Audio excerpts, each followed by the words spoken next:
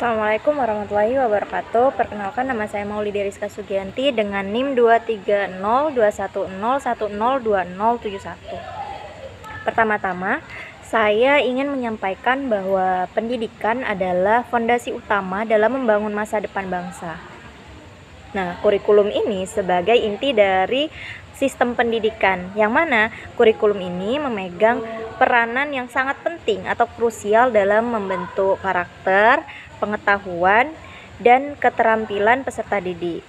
Oleh karena itu, hari ini saya ingin menyampaikan opini pribadi saya mengenai kurikulum yang diterapkan di Indonesia saat ini. Nah, seperti yang kita ketahui nih, Indonesia saat ini sedang menerapkan kurikulum merdeka, yang mana kurikulum merdeka ini sebuah transformasi yang besar dari pendekatan sebelumnya. Kurikulum ini diharapkan bisa menjawab tantangan zaman, termasuk perkembangan teknologi, kebutuhan dunia kerja, serta perubahan karakter sosial masyarakat di era digital dan globalisasi yang terjadi di Indonesia saat ini. Nah, kurikulum merdeka ini memiliki kelebihan. Yang pertama, saya melihat bahwa kurikulum merdeka memiliki semangat yang sangat positif. Kenapa nih? Karena semangat untuk memberikan kebebasan belajar, untuk menyesuaikan pembelajaran dengan minat dan bakat peserta didik, dan untuk memanusiakan proses belajar. Nah, hal ini dapat kita lihat dari adanya proyek penguatan profil pelajar Pancasila itu atau P5, program P5 itu, yang tidak hanya menekankan pada aspek kognitif, tetapi juga pada karakter, gotong royong, berpikir kritis, serta keberlanjutan lingkungan. Nah, selain dari kelebihan bahwa kurikulum merdeka itu memiliki semangat yang sangat positif, nah, kurikulum merdeka ini juga berlaku sangat fleksibel. Fleksibilitasnya ada bagi guru dalam menyusun pembelajaran, yang mana hal ini juga menjadi hal yang patut diapresiasi dari kurikulum merdeka. Pada kurikulum merdeka ini, guru itu diberi ruang, diberi keleluasaan untuk memilih materi, metode, dan pendekatan yang paling sesuai dengan kondisi peserta didiknya dan sesuai dengan kondisi sekolah yang dinaunginya atau yang ditempatinya gitu. Nah, sehingga ini tuh akan membuka peluang inovasi pembelajaran yang lebih kontekstual dan sangat menyenangkan. Saya juga menghargai upaya integrasi atau penggabungan atau kolaborasi keterampilan abad 21 seperti misalnya komunikasi, kemudian kolaborasi dan literasi digital, yang mana ini sangat penting pada kemajuan di era teknologi yang sangat pesat ini. Nah, yang mulai dimasukkan ke dalam kegiatan pembelajaran. Jadi integrasi keterampilan dengan 21-nya dengan penguatan pendekatan teknologinya itu sudah mulai dimasukkan ke dalam kegiatan pembelajaran di sekolah. Nah, di tengah derasnya arus globalisasi dan kemajuan teknologi tadi itu, kemampuan keterampilan abad 21 itu sangat dibutuhkan. Nah, tapi dari kelebihan-kelebihan yang sudah saya sebutkan tadi, terdapat tantangan nyata di lapangan, tantangan yang tidak dapat kita abaikan dari, meski dapat disebut bahwa kurikulum merdeka itu membawa perubahan yang sangat besar dan membawa perubahan yang sangat positif di era digitalisasi saat ini. Nah, tantangan nyata yang dapat dilihat di lapangan ini, saya juga melihat bahwa di balik idealisme yang dibawa kurikulum merdeka ini, terdapat sejumlah tantangan yang tidak bisa diabaikan. Pertama, ada kesenjangan infrastruktur dan sumber daya. Tidak semua sekolah di Indonesia memiliki akses internet, perangkat teknologi, atau bahkan guru yang cukup. Nah, tadi kan sudah disebutkan bahwa komponen utama dari kurikulum merdeka ini seperti maksudnya kelebihan dari kurikulum merdeka ini adalah, yang pertama adalah integrasinya terhadap teknologi, kemudian di mana ia mengintegrasikan segala hal ini dengan teknologi, dengan kemajuan teknologi yang pesat ini. Tetapi dengan keunggulannya seperti itu, dia juga melahirkan tantangan nih. Karena tidak semua kondisi di Indonesia, tidak semua lingkungan di Indonesia itu memiliki akses internet yang cukup, kemudian perangkat teknologi yang memadai juga, atau bahkan sumber daya, katakanlah sumber daya gurunya yang belum dapat memenuhi kriteria tersebut. Nah, di daerah terpencil nih, misalnya konsep merdeka belajar justru bisa menjadi beban karena keterbatasan fasilitas. Bagaimana mungkin siswa belajar secara mandiri dan kreatif jika bahan ajar saja tuh masih terbatas? Terus bagaimana guru bisa berinovasi jika pelatihan dan pendampingan itu masih minim? Nah, begitu. Jadi yang pertama itu ada kesenjangan infrastruktur dan sumber daya. Kemudian tantangan yang kedua yang saya lihat itu adalah tidak semua guru siap dengan perubahan ini. Tidak semua guru siap dengan perubahan digitalisasi yang dicanangkan dari kurikulum Merdeka.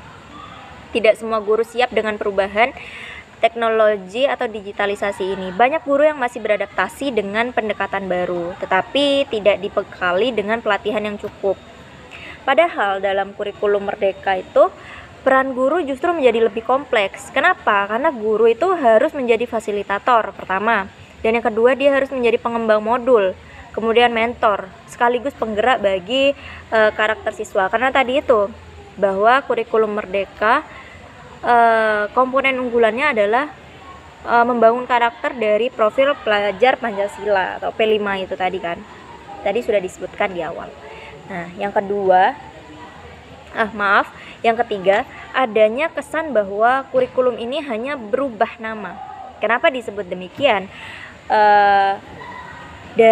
Kesan kurikulum ini hanya berubah nama, sementara substansi dasar itu belum terlalu berbeda dalam kurikulum yang sebelumnya. Kurikulum 2013 itu belum terlalu berbeda substansinya. Nah, beberapa mata pelajaran masih padat konten, sementara waktu belajarnya itu menjadi terbatas kan.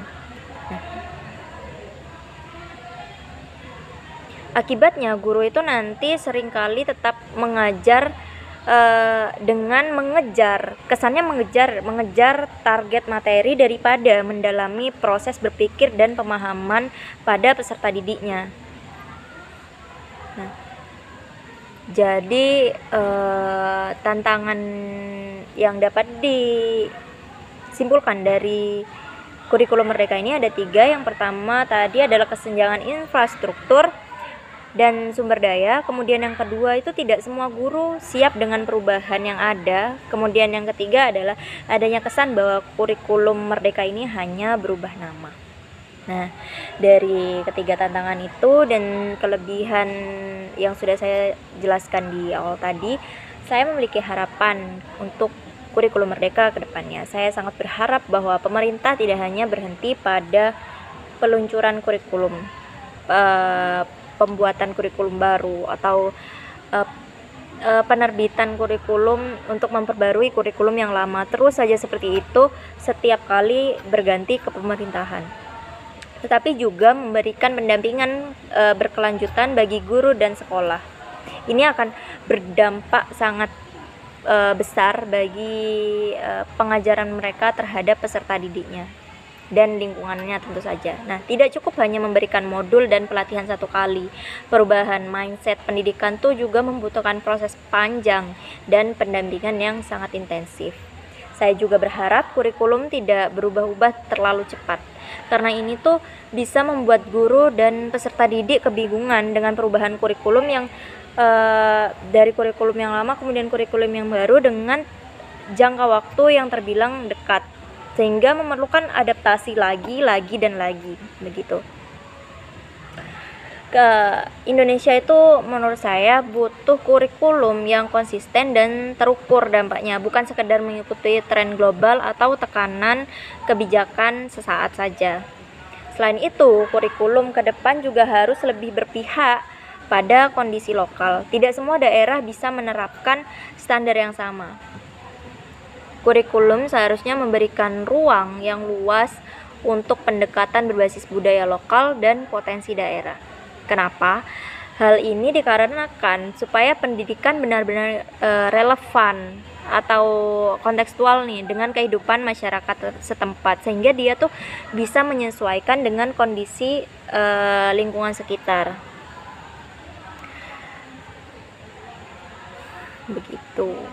Jadi dari tantangan, kemudian tadi kelebihannya juga, saya berpendapat bahwa untuk harapan kedepannya, saya sangat berharap bahwa pemerintah tidak hanya berhenti pada peluncuran kurikulum, tetapi juga memberikan pendampingan yang berkelanjutan bagi guru dan sekolah.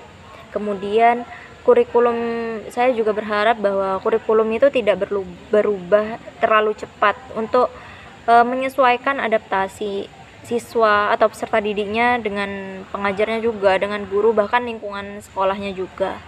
Kemudian selain itu, kurikulum ke depan tuh juga harus lebih berpihak pada kondisi lokal. Kenapa? Karena tidak semua daerah di sekolah itu bisa menerapkan standar yang sama.